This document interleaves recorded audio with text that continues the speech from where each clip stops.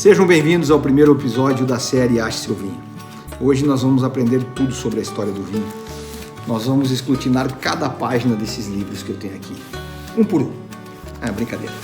Não foi isso que eu prometi a vocês, o que eu prometi a vocês é que nós nos divertiríamos durante essa trajetória, e é isso que nós vamos fazer. A história do vinho, ela remonta de 5.000 anos atrás, dos primeiros indícios.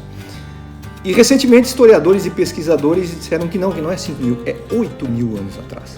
Mas nós vamos ficar aqui discutindo sobre 30 séculos, isso não nos interessa. O vinho tem uma simbologia toda especial, o vinho é o sabor da terra, o vinho nos une às nossas origens, aos gregos, aos egípcios, aos romanos, a Baco, a Dionísio, ao deus de Noé. Nós vamos falar sobre tudo isso hoje. O mais simples dos seres humanos, quando abre uma garrafa de vinho, quando sorve um vinho, quando oferece o vinho a alguém, ele está perpetuando uma cultura milenar, e nós também vamos falar sobre isso. O vinho ainda acompanha a história das conquistas. Os grandes povos conquistadores levaram os vinhos e demarcaram as suas terras com seus vinhedos, por isso também ele é chamado uma bebida civilizatória. O vinho nasce antes do vinho. Existia uma bebida sacrificial na antiga Índia Védica chamada soma, e o licor do soma chamava vena, e vena em sânscrito quer dizer amado. E daí se derivam quase todas as outras palavras, do mundo mais ocidental e europeu. Por exemplo, se eu for para a Rússia, eu vou pedir um vinho, eu vou pedir o quê? Um vino. Espanha e Itália, vino. Na França, vinho. Alemanha, Weiss. Inglaterra, Estados Unidos, wine. Na Grécia, voinos. Hoje já cortaram o W para economizar, então é oinos. E até na China, como é que eu peço vinho? Putanjo, um pouco mais complexo, Mais complexo ainda é escrever com todos aqueles detalhes. Mas o vinho, então, por que eu falo isso para vocês? Porque o vinho, além de ser milenar, ele também é universal, ele é de todos os povos, ele é histórico. E também o vinho, além de ser universal, além de ele ser secular, milenar, ele também é mítico. Se a gente for olhar a mitologia, nós vamos lá na mitologia egípcia primeiro, que quem criou o vinho na mitologia egípcia foi o deus Ra. Quem era deus Ra? É o criador do sol, o criador de todas as coisas. Então ele criou o vinho. Mas por que ele criou o vinho? Porque uma deusa chamada Hathor olhou para a humanidade e falou: esses caras aqui só fazem bobagem, não fazem nada direito, estão acabando com o mundo, é um povo sem nenhum valor, então eu vou acabar com a raça humana. Então Deus Ra fez um licor de cor sanguínea e chamou a deusa Hathor e disse a ela: pega seu vinhozinho, senta ali, toma essa garrafinha, repensa realmente se é o que tu quer, destruir a humanidade, até porque a humanidade era construída pelo Deus Ra. E a Hathor foi lá então e tomou seu vinhozinho, refletiu bastante e decidiu não acabar com a humanidade. Então fomos salvos aí pela primeira vez pelo Deus Ra. Na mitologia grega, Dionísio era um cara excepcional. Dionísio nasceu 2 vezes. Ele ficou 6 meses no ventre da sua mãe, nasceu, e depois ficou 3 meses na perna do seu pai, Zeus. Então se diz que Dionísio era um deus de 2 vidas, e ele representa a mortandade da vinha e o nascimento do vinho. Então ele representa isso na mitologia grega. Para os romanos, Baco. Baco era o deus da alegria e de uma certa dualidade, porque além da alegria ele também representava o perigo, o perigo de não estar nas suas condições normais, e do nome Baco vem bacanais, isso realmente é verdade, é daí que vem essa palavra, porque eram as orgias feitas na época dos romanos. Na cultura grega, Staphylos. O que é Staphylos? Staphylos é o cacho da uva, em grego, Staphylos. Staphylos era um pastor do rei Enéas, e o Staphylo pastoreava ovelhas, e sempre ficava uma ovelha que não vinha junto com o rebanho quando ele as recolhia. Essa ovelha desgarrada, podemos chamar assim. E ele observava que essa ovelha sempre voltava assim com uma certa dificuldade de andar em linha reta, parecia que ela tinha foi lá, sido acometida por alguma coisa que ele não entendia. Depois de um certo tempo ele resolveu então, em vez de esperar a ovelha, porque ela sempre voltava, ele foi lá ver o que estava acontecendo. E ele percebeu que ela pisava em cima de um fruto de uma cor púrpura, e depois ele comia aqueles frutos, e aí ela saía nessa situação meio cambaleante. O que ele fez? Ele pegou esses frutos, levou para o rei Enéas, macerou, fez um mosto, e daí nasceu o vinho. Assim é o que diz a cultura grega. Mas não são poucos os que reivindicam a autoria do vinho. Por exemplo, na Bíblia, no capítulo de Gênesis, diz que o vinho só existiu depois do dilúvio. Quem foi? Noé, que era agricultor, vinha vindo lá com o seu barquinho, não, barquinho não, né? Sei lá, o seu Titanic, com reboque e tal, porque para caber aquele tanto de gente e espécies todas, né, tem que ser um barco gigantesco. Mas diz que Noé encalhou num monte muito alto, na região do Cáucaso, perto do Rio Negro, e ali ele encalhou o seu barco num pico de mais de 5.000 metros. Desceu da arca, o que ele pensou? O que eu vou fazer? O que faço eu e tal? Plantou uma videira. Colheu a videira e produziu o vinho. Está escrito lá em Gênesis. E mais ainda, na primeira produção, então, ele tomou o vinho e diz a Bíblia que ele ficou um pouco facerote e tal, e acabou dentro da sua barraca ficando nu e cantando mais alto um pouco. O seu filho Cã entrou dentro da barraca, o repreendeu e saiu lá fora e repreendeu ele, o pai, junto aos seus irmãos, Sam e Jefé.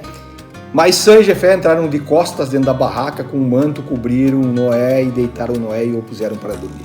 No outro dia, Noé ficou sabendo que Cã havia tripudiado em cima dele e jogou uma praga em Cã. Não foi em Cã, foi no Canaã, filho do Cã, que ele seria um escravo de seus irmãos até o resto de seus dias. A Bíblia ainda fala 441 vezes, cita 441 vezes as videiras e os vinhos. Então ela é uma bebida milenar, universal, mítica e religiosa. O Alcorão também fala no vinho, só que fala como se fosse uma bebida maléfica que não deve ser consumida porque tira as pessoas do seu estado natural, mas aqueles que tiverem a boa-aventurança ou merecerem entrar nos jardins celestiais poderão usufruir do fruto proibido e outras cositas mais. Mas isso então a gente fala aqui, né, de religião, falamos de mitologia. Vamos começar a falar um pouquinho da história, né? Da onde surgiu o vinho? Foi em Bento Gonçalves. Não foi em Bento Gonçalves que surgiu o vinho, não foi, gente. Os primeiros registros foram lá de Tutankhamon.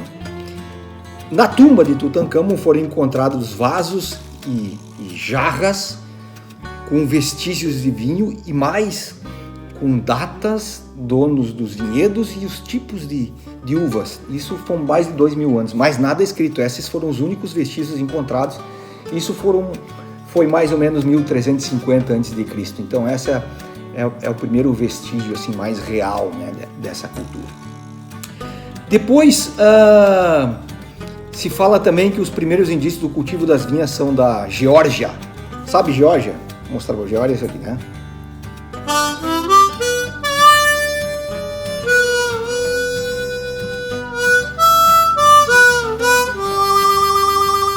Geórgia, do rei Charles. Geórgia, não, mentira, bobagem, não tem nada a ver com isso, não. A Geórgia é um país que fica no limite da Europa e no início da Ásia, aonde? Na Cordilheira do Cáucaso. Aparece de novo aqui o Cáucaso, então ali realmente é o início, né, desse cultivo todo. Tá? Mas assim, escrita, né, documentada mesmo, 1100 a.C. pelos fenícios. Os fenícios eram grandes mercadores e dominavam também a navegação. E eles são o pai do alfabeto. Eles criaram o alfabeto para registrar o seu comércio, né, e tudo que eles faziam. E aí então começa a ter a parte escrita do vinho. Ali iniciou tudo e os fenícios. Então, na antiga região da Tunísia, ali que habitavam os fenícios. Depois, 750 até 150 a.C., os gregos que assumiram esse papel fundamental na produção de vinho. E os gregos, eles povoaram com as suas videiras o sul da Itália. Ah, então agora veio para Bento o vinho, porque chegou na Itália. Não, ainda não, tio, não, ó, presta atenção. 100 a.C., tá? E além dos gregos, os etruscos povoaram com videiras a região um pouco mais ao norte, que é a região da Toscana. Saudade da Toscana. Isso é uma outra conversa quando a gente falar em viagens. Mas não há registros que os etruscos foram um povo que invadiram a Península Itálica. Eles já eram de lá. Então eles se apossaram da cultura dos gregos e passaram a produzir os vinhedos na Itália. E assim foi até a Era Romana, porque os romanos então se apossaram de toda essa tecnologia, né, das técnicas de produção, e entre 150 até 100, durante 50 anos, eles desenvolveram muito a agricultura, eles se dedicaram muito à agricultura e aprenderam muito sobre vinho. E aí a Era Romana vai de 100 até 500 depois de Cristo. E aí os romanos trouxeram o vinho para Bento? Não foi para Bento, ainda não foi. Eles levaram o vinho para a Gália. A Gália é hoje onde é a França. Lembra da história que talvez poucos tenham ouvido falar, do Asterix e do Obelix, né? Que o Asterix tomava uma poção mágica e o Obelix tinha caído na poção mágica quando era criança e os dois eram invencíveis, né? Era vinho que eles tomavam, não era nada de poção mágica. Mas a Gália é a França atual. Então, durante esse período todo, os dois países que realmente dominaram a cultura do vinho foram a Itália e a França, né? Sai dos etruscos, da Grécia, dos egípcios e vem para a Itália e a França, que passam a ser o centro desses dois. Depois a gente passa por um período chamado Idade Média, ou a Idade das Trevas, alguns falam sobre isso, outros dizem que não é correto falar sobre a Idade das Trevas. Por quê? Porque tem poucos registros nessa época, porque foi o declínio do Império Romano e aí o mundo viveu um período longo, né? Sem esse iluminismo, sem invenções, foi um tempo estranho. E nessa época, quem dominou o cultivo dos vinhos? A igreja. Com os monges beneditinos. Lembra que vocês viram no filme aqueles monges gordos, com a cabeçona vermelha, inchada, felizão? E realmente, os monges beneditinos dominaram amplamente, por anos e anos, a cultura do vinho. Com exceção, quem quebrou essa hegemonia foi dentro da própria igreja, foi o São Roberto Moelesme. Ele criou uma outra congregação, para quê? Para produzir os seus vinhos. Não sei se ele brigou porque ele não queria fazer uva de Pinot, queria fazer do Cabernet, não, brincadeira, não sei exatamente, mas a verdade é que veio um dissidente exatamente para poder explorar esse mercado, e ele então expandiu para Alsácia e uma parte de Portugal. Então esses dois dissidentes. Um terceiro dissidente que quebrou essa hegemonia foi o Duque de Aquitânia, que é na região de Bordeaux, na França. Ele fez um acordo com a coroa inglesa e durante 300 anos ele forneceu toda a produção de Bordeaux para a Inglaterra. Na verdade, ele casou com uma nobre inglesa e acabou fazendo essa aliança. Bota cliente, né? Show aí, 300 anos de cliente. No final da Idade Média, para vocês terem uma ideia, no final do século XIV, o vinho era a única bebida saudável que existia no mundo. Não havia saneamento, pelo menos nas grandes cidades, não havia saneamento, então a água era imprópria. Não havia ainda chego o café da Arábia, os chás da Índia, nem as bebidas de chocolate das Américas, né, que estavam não tinham nem começado ainda o descobrimento. Mas então vocês imaginam a quantidade de vinho que se consumia para matar a sede. Era uma maluquice. Ia resolver o problema de um monte de gente, né? Bom, já está na hora de beber, não precisa, porque pai sede, né? Tinha que beber quase todos os momentos. Depois, a gente entra então no renascentismo, na Idade Moderna. E aí o vinho, sim, passa a ter concorrência forte de café, de chás, da cerveja, porque se inventou o lúpulo e a cerveja ficou estável. Antes a cerveja era muito perecível, não durava nada. Então o vinho passa a ter uma concorrência enorme. Isso é o que? É o fim do vinho? Não, não é. Porque a tecnologia que foi aportada aí foi gigantesca nesse momento. E o que aconteceu com isso? Se criou as garrafas e se descobriu que os vinhos dentro de garrafas e com rolhas poderiam ser guardadas por muito tempo. Então o vinho continuou na vanguarda e se reinventou e continuou sendo muito forte na humanidade toda. Para se ter uma ideia, no final do século XVIII, 80% da população italiana dependia da produção das uvas e de seus derivados, de seus produtos. 80%. Veja o tamanho que tinha a importância do vinho nessa época. Mas durante muito tempo, então, França e Itália dominaram esse mercado do vinho, até que aconteceu uma coisa, um terceiro país entrou nisso quando? Na guerra entre na guerra entre Inglaterra e França, a Guerra dos 100 Anos. O que aconteceu? Os franceses falaram: amiguinho, nós estamos em guerra e agora vocês não têm mais vinho. Os ingleses consomem muito vinho, produzem muito pouco, eles produziam e consumiam, eles consumiam todos os vinhos vindo da França.